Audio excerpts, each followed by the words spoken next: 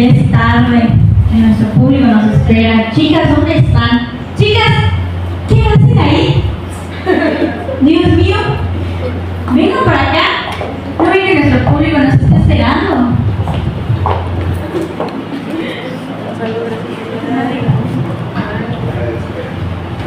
Bueno, hello everybody, bienvenidos a un nuevo episodio de nuestro podcast educativo EduSpark.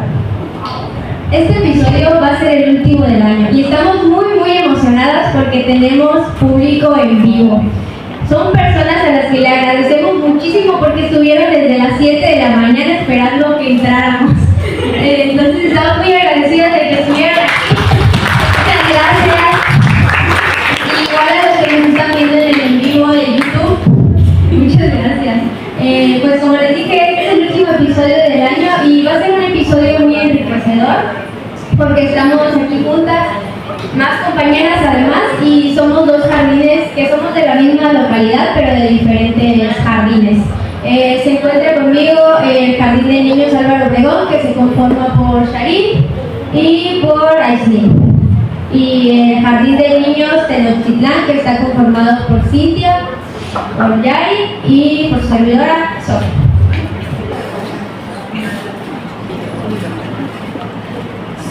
Bueno, buenos días.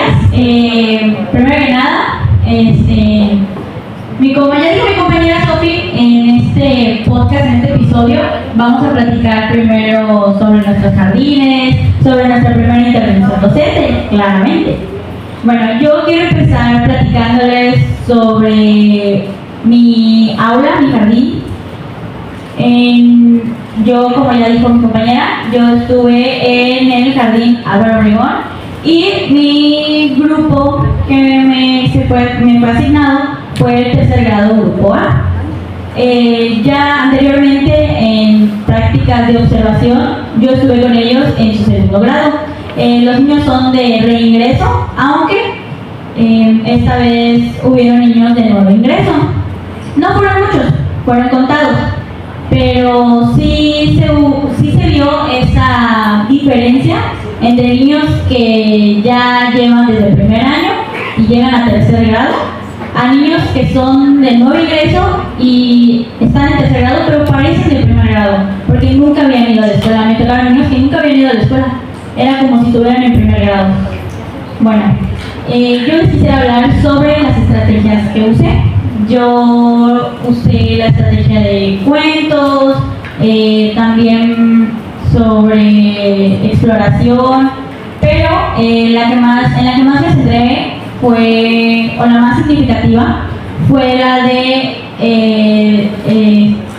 forma de espacio y medida, en la que mis alumnos, pues ya, nosotras fuimos para la semana, el mes de noviembre, y fuimos 2 semanitas antes del 20 de noviembre. Como saben, pues es un día memorable en el que se hace un desfile o se hacen eventos. Bueno, mi jardín iba a realizar un evento en el que mis niños iban a hacer un bailaje.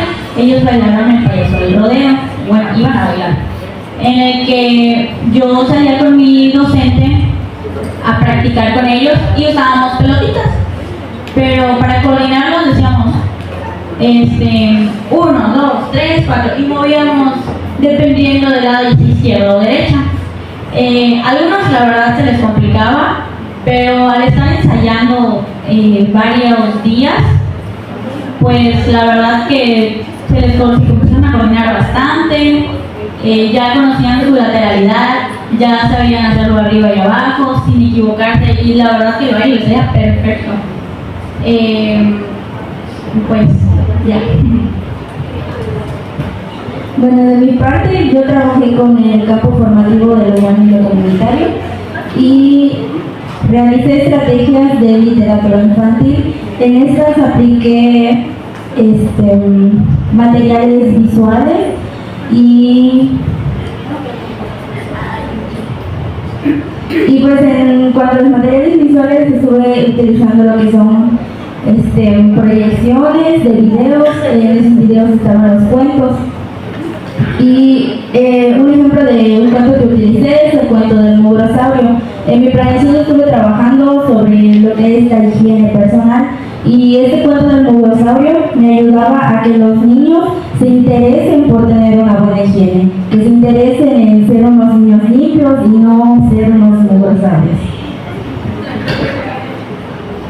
Pues yo tuve el campo formativo de saberes, pensamiento científico, pues me basé más en las medidas, utilicé lo que son objetos, como qué tipo de objetos, pues con bloques, con palitos, con varios objetos que me puedan servir para que los niños me puedan hacer caso, también para las actividades. La actividad que yo más utilicé fue es un teléfono numérico, que esa es la que me sirvió más, porque hacíamos llamadas a diferentes tipos de personajes que a los niños les gustaría, y eso les dio mucha curiosidad y les atrajo, y es la que más utilicé en mis mensajes.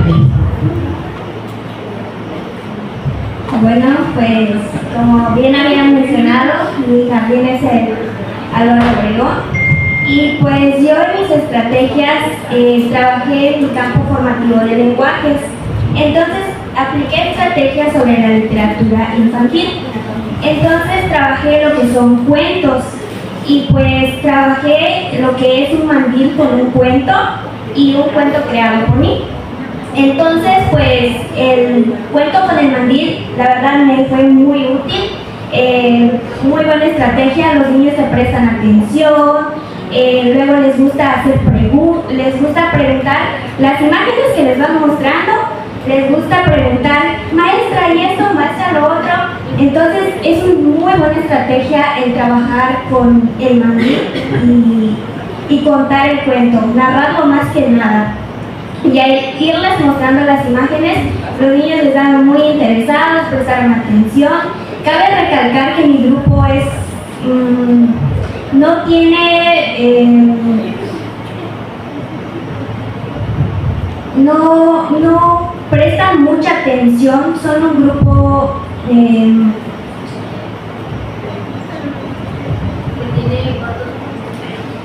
¿Que tiene cortos periodos de atención? Ajá, sí, exactamente. Y pues fue la estrategia que me fue muy útil con ese cuento. Y de igual manera, cuando llegué al jardín, me dijo la maestra, ¿sabes qué? Te toca trabajar el viernes lectura de cuento colectiva. Y yo me quedé así, wow. Enfrente de todos los niños, o sea, eran todos los grupos. Y entonces así de que, ay, ¿qué voy a hacer enfrente? No los niños, sino enfrente de todas las maestras y de mi directora. Y entonces pues estaba buscando qué estrategia voy a utilizar para no, al momento de contar el cuento, no estar como que leyendo, como que fui indagando más para saber qué estrategia utilizar para que los niños me prestaran atención, ya que eran todos los niños. Entonces pues lo que hice, busqué un cuento que se llama El gato Gabino. El cuento del gato Gabino va cambiando de colores. Entonces pues me sirvió mucho porque lo fui narrando y a los niños les interesó muchísimo, porque al que el gato iba cambiando de colores, los niños prestaban demasiada atención. Entonces fueron una de las estrategias que me funcionaron. ¿Y a ustedes, compañeras, qué más estrategias les funcionaron? Pues a mí me gustaría contar un poco más sobre mi proyecto. Mi proyecto es del campo formativo de lenguajes.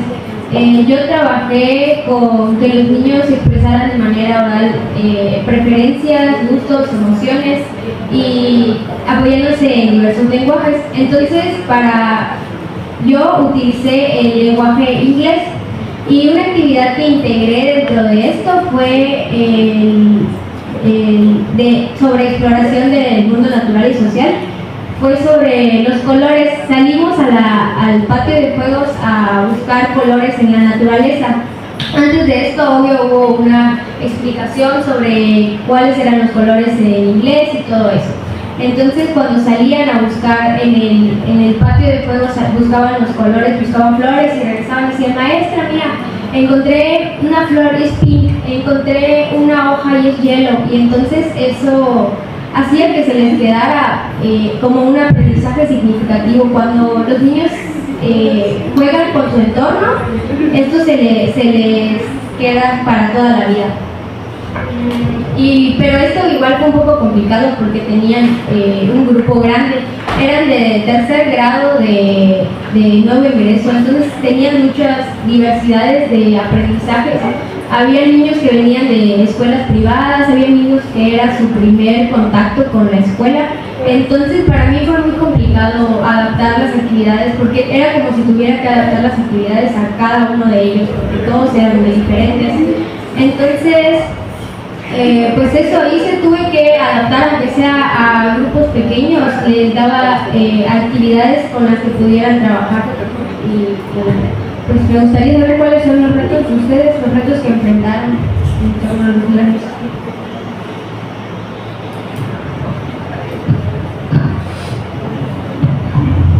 Bueno, uno de los desafíos que pude enfrentar en mi salón es los diferentes ritmos de aprendizaje de mis alumnos. Habían algunos niños que cuando les entregaba las tareas pues hacían rapidito, que si tenían que colorear, si tenían que recortar o pegar, lo hacían rapidito. Y después de que lo terminaban ya no buscaban qué hacer y querían estar bajando juguetes o querían salirse del salón. Y pues ahí la maestra me sugirió, o sea, me dio como un consejo de que yo les puedo entregar ya sea un libro o les puedo dar material moldeable, y ellos lo pueden hacer. Bueno, yo lo estuve trabajando así, por ejemplo, si ese día vimos sobre la higiene bucal, con la plastilina me podían formar un diente o unas caries, una sonrisa, y si estuvimos viendo lo del lavado de manos, me podían realizar la figura de una mano. Y en cuanto a los cuentos, igual.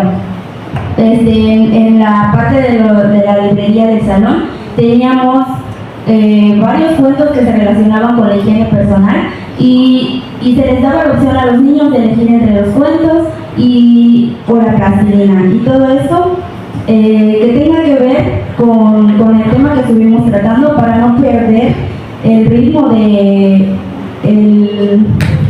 del propósito que teníamos en el proyecto. Mi desafío, yo tuve dos desafíos. El primero fue que tengo una alumna que tiene su mamá y como maestra, y la niña pues se me escapaba y se iba con su mamá y luego tenía que ir a buscar, y cada vez se me escapaba y yo no a buscar porque su mamá tiene que ir a su clase también y yo tengo que hacerle que la niña haga sus actividades. La segunda es que tuve un niño que es muy imperativo, que con él trabajar muy difícil porque él es como que molesta a sus compañeros y pues también a veces tengo que estar muy pendiente a él y hacer actividades individuales porque el grupo, yo ya tengo el grupo y el niño tengo que hacer actividades aparte con él. Y después pues también se me hace un desafío muy grande, ya que tengo que tener primero a él, después tengo que tener el grupo, y si no estaba con él, no me realizaba las actividades y yo tengo que ver más a niños, y lo que yo hacía es uno por uno ir atendiéndolos, pero también tenía que estar muy pendiente al niño que es muy imperativo, que se me hace demasiado difícil y atender. Bueno, creo que todas tuvimos desafíos, ¿verdad? Bueno, mis desafíos fue que perdí el control del grupo. Mis tiempos a veces terminaban o a veces me sobraba tiempo. Entonces, pues también otro de los desafíos fue que la mayoría de mi grupo, cabe recalcar que mi grupo era de segundo grado. Entonces, pues la mayoría de los niños tenía problemas de lenguaje. O sea, no entendía a veces lo que me decían, porque su lenguaje era de solo hacerme señas o balbucear. Tenía un niño que se llama Ander, entonces él simplemente me hacía y así. solo eso me hacía y la mayoría estaba con ese problema. Entonces para poder resolver esto, hacía que los niños en mis actividades participaran más. Llevé un micrófono y los niños tenían que participar, y al implementar esto en mis actividades creo que sí me funcionó, porque los niños ya como que iban como que un poquito desarrollando eso, como que perdiendo ese miedo al hablar. Y de igual manera mi grupo era que no prestaba atención. Si yo explicaba una actividad, o estaban platicando o estaban jugando. Entonces, al yo explicar una actividad, no me prestaban atención, no lo realizaban. Entonces, mi estrategia fue que puse a los niños alrededor de mí, enfrente del pizarrón. Y ahí les explicaba la actividad para que lo pudieran realizar y prestarme atención. Porque si no, no me prestaban atención, estaban jugando, estaban platicando. Y ahí yo estaba de Matías, y no me prestaban atención, de verdad. Entonces tuve que buscar esa estrategia para que me prestaran atención y pudieran realizar las actividades. Bueno, como dice Sainz, creo que todos tuvimos varios desafíos, pero me sorprende que los de ustedes, bueno, a diferencia de lo que me tocó a mí, pues, no sé, siento que no, el mío fue un poquito diferente, ya que yo tuve a una alumna que tiene porque ya está diagnosticada con discapacidad intelectual, la cual el tiempo estimado de trabajo con ella era de 5 minutos. Y decía, Dios mío, ¿qué voy a hacer yo en 5 minutos? Y ella pues no habla, solo balbucea. Había veces que yo estaba explicando la actividad, porque claramente explico la actividad primero en general al grupo, y la tenía yo a mi lado, parada, así que esperando que yo le dijera algo, o agarraba los materiales que yo tenía para esas actividades. Y luego corría por el salón, descontrolaba a veces al grupo, y mi maestra me dio un tip para que al momento de que ella esté parada a mi lado y yo tenga que entregar algún material, decirle, oye, Edad, ayúdame. Y ella sigue las órdenes de que, oye, Edad, dale esto a tu compañero, y se lo da. Entonces ahí estoy haciendo yo que ella también participe y no se quede solo parada, o que se quede como que yo la estoy ignorando, la estoy haciendo participar. Y eso, la verdad, me gustaba ver su felicidad, porque ella, al solo entregarle algo a sus compañeros, se ponía muy feliz. Y creo que ese fue un aprendizaje para mí, ya que me di cuenta que hay diferentes niños que tienen, sus aprendizajes son diferentes. Uno puede aprender más rápido, uno más lento, pero siempre aprenden realmente. También un aprendizaje que tuve fue, como dicen las mamás, yo tenía ojos en la espalda. O sea, yo ya presentía que iban a tirar algo, iban a hacer algo, iban a agarrar algún material, y decir que volteaba ya rápido, tranquilo, déjalo ahí, ahorita lo vamos a hacer. Y también mi moderación de voz. La verdad, eso lo trabajé mucho, ya que mi maestra decía que yo hablaba muy fuerte. Y sí, realmente a veces hablo muy fuerte. Entonces me decía que los niños me iban a tener miedo que yo intentara moderar la voz. Y sí, realmente lo practiqué. Y hubo una frase que me dijo mi maestra, que la verdad se las quiero compartir, que fue que los niños, es mejor que los niños te hagan caso porque te quieren y te quieren ver feliz, a que lo hagan porque te tienen miedo. Y creo que concuerdo bastante con mi maestra. Muy bien, a comparación de mi compañera Sharil, a mí la maestra me pidió modular más mi voz de la forma de que sea más autoritaria, que los niños me puedan ver más como su maestra, como que que me tengan respeto. Y pues la verdad eso fue algo que me costó demasiado, porque yo tenía mucho miedo de llamarles la atención, de regañarlos, porque sentía que si les decía algo ya no me iban a querer, ya no iban a querer que yo esté ahí con ellos. Y pues eso es un aprendizaje muy valioso, porque sé que tengo que aprender a que los niños me vean como su autoridad, como la maestra, y no, o sea, aunque que no me pierdan el cariño, pero que me vean como, pues, como lo que sé, que soy su maestra.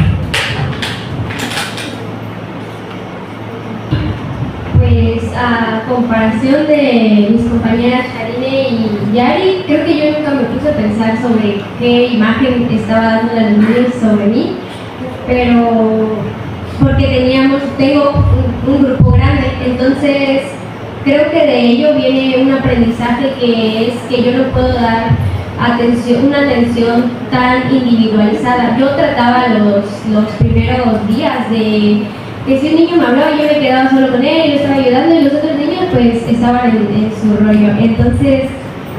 Entonces pues aprendí que no puede ser así, tengo que prestarle atención a todos y como es un grupo grande darle pues las indicaciones a todos, estar pasando por todos lados y explicarles cómo es que se va a hacer la actividad y los tiempos y todo eso. A mí, maestra, me había dicho que tengo que meterme en el papel de la maestra, que porque no suelto la confianza dentro de la ciudad. Creo que porque me dio muchos nervios al principio, porque iba muy confiada que iba a hacer todo bien, pero me entró los nervios y ya, pues me quedé en blanco en mi mente y pues no pude realizar a veces las actividades, pero me salían bien. Y me dijo que es lo que yo aprenda cometo muchos errores y después lo tengo que aprender para que ya al final me salga muy bien como yo lo esperaba. Bueno, creo que cada una de nosotros se lleva un aprendizaje, ¿verdad? Los aprendizajes son que, pues, como la planeación tiene que ser flexible. Entonces, pues, creo que esto me lo llevo como un aprendizaje porque todos los días tengo que ir cambiando, no mis actividades, en mi caso, pero sí implementar más estrategias. Aprender a implementar más estrategias, a aprender a confiar en mí, aprender a poder modular mi voz. La maestra me decía, tu voz está bien, pero pues yo siento que puedo dar más.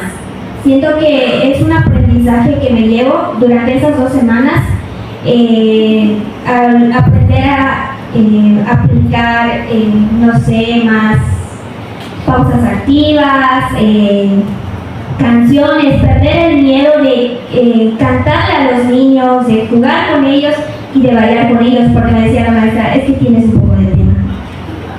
Y pues yo sentía que no, pero es algo que me llevo porque son observaciones valiosas para que yo pueda mejorar durante mis próximas prácticas.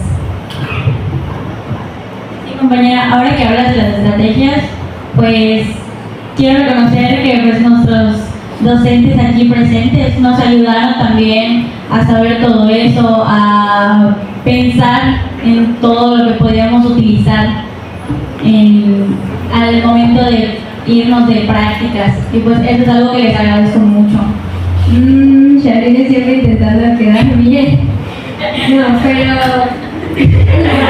es broma. Ella es una persona que valora mucho lo que hacen por ella y es muy agradecida. Y creo que eso tiene que ver con su identidad profesional. Claro. Y quiero rescatar unos valores que están dentro de la mía, que son el compromiso y la responsabilidad.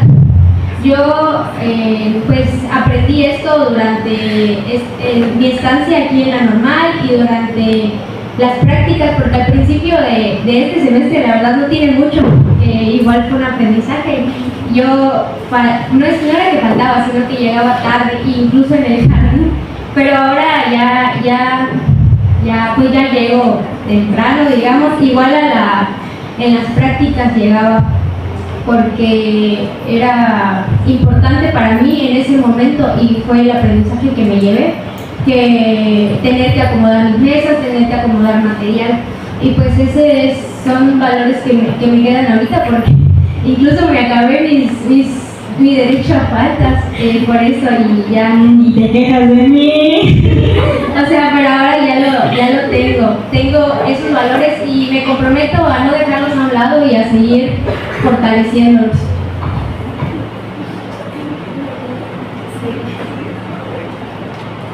Bueno, yo también les quisiera compartir un poco de mi identidad como docente. Y pues yo creo que en este momento ya tengo una gran parte de mi identidad construida. Sé que con el tiempo vamos a aprender más, vamos a conocer más, pero por el momento siento que ya tengo mi identidad construida o definida. Y esta primera intervención me ayudó para confirmar que la docencia es realmente mi vocación y que yo dejo mi esencia en mi trabajo porque enseño con el corazón y me comprometo a aprender, a conocer y a aplicar más estrategias, a aceptar mis errores, a aplicar los consejos que dan los docentes para ir mejorando cada día. Bueno, ya que me alegra mucho que hayas encontrado tu identidad, pero a lo contrario mío, pues todavía no he encontrado, es un proceso de construcción todavía, de tener todavía mi identidad que yo podría encontrar, porque al principio no estaba decidida a esa carrera, más que nada, pues, no sé, me dio curiosidad de estar con los niños, también aprendí, conocimos en las observaciones y en las prácticas donde ahí me di cuenta de que sí, realmente quiero seguir en esta carrera. Por el momento todavía no tengo mi identidad, pero está en proceso, ahí estamos avanzando todavía.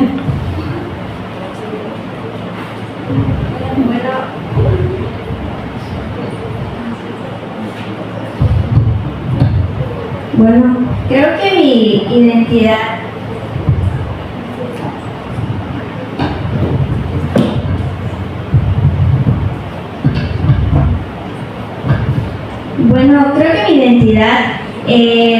todavía se está construyendo. Todavía estoy en ese proceso porque pues todos los días aprendes, todos los días te llevas un aprendizaje dentro del aula, en la escuela. Nosotros que nos estamos formando, todos los días nos llevamos un aprendizaje de nuestros maestros. Yo de mi maestra guía, entonces pues creo que es algo que se va construyendo cada día.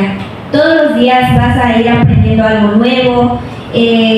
Nunca te tienes que quedar con lo que ya te enseñaron, sino indagar más y saber cómo también desarrollarte dentro del aula con tus niños.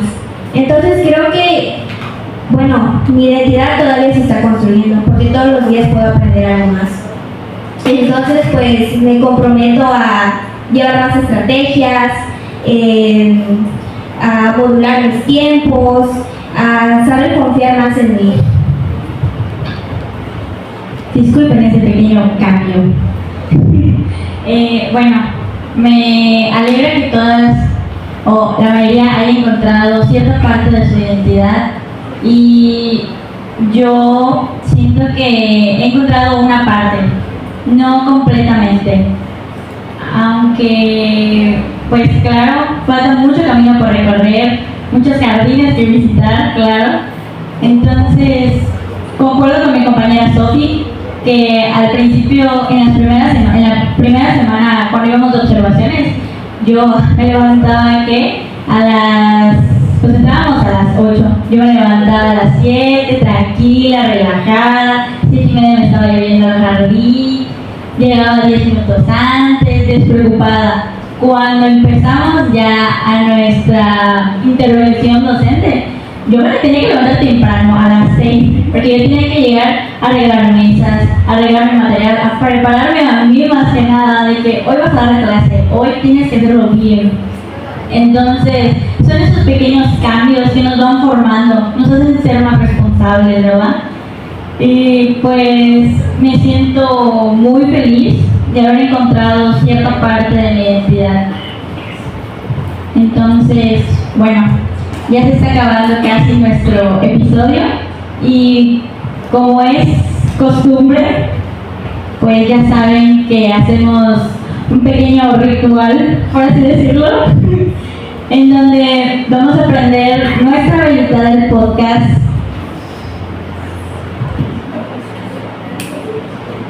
Pues mientras prendemos esta velita queremos agradecerles que hayan estado aquí. Esta velita también simboliza el agradecimiento que tenemos de que nos haya ido excelente en nuestras prácticas y que esperamos que nos vaya muy bien en las próximas. También pues ya, como ya mencionamos muchas veces, es el último episodio del año, entonces les deseamos que tengan unas felices vacaciones, unas felices fiestas, un próspero año nuevo. Muchísimas gracias a todos los que se levantan a las 5 de la mañana para venir. Paso a todo. Ya, que te tomen Su cumpleaños, felicidades también. Pues muchas gracias. Nos vemos.